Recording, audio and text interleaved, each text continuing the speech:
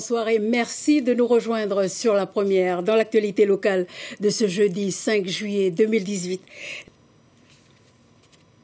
Du vinaigre et du citron contre la cantastère, les scientifiques français revendiquent la paternité de cette découverte. Ils ont déterminé avec précision les doses d'acide mortel pour l'étoile de mer, mais ils ignorent encore tout du processus biologique. C'est une recherche fondamentale pour contenir la prolifération de la cantastère et c'est un reportage signé Olivier Jeunemann et Cédric Michaud.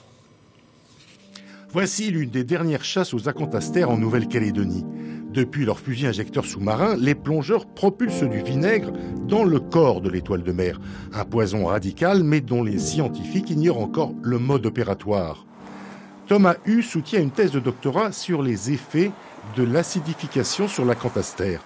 Pour en savoir plus, il a entrepris de radiographier l'étoile dans cette clinique vétérinaire de Nouméa. La difficulté est de manipuler l'animal sans se faire piquer par ces épines venimeuses, car l'expérience consiste au contraire à piquer l'étoile de mer.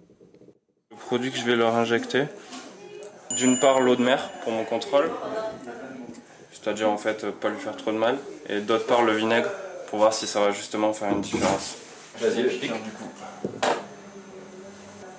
C'est facile à piquer.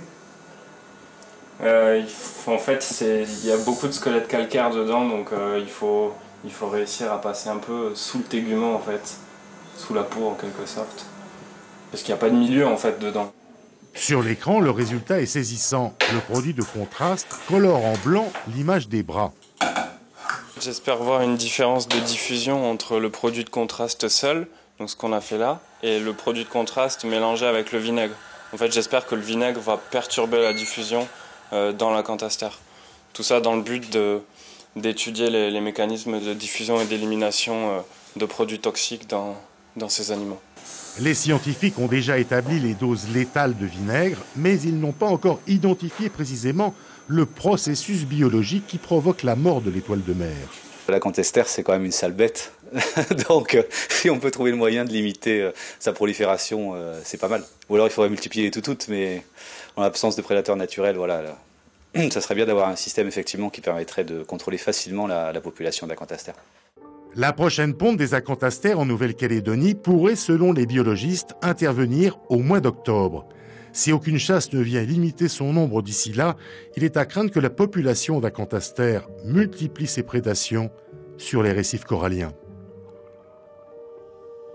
D'avoir suivi ce journal demain ainsi que le week-end, vous retrouverez Yvan Avril. Excellente soirée sur La Première et à bientôt.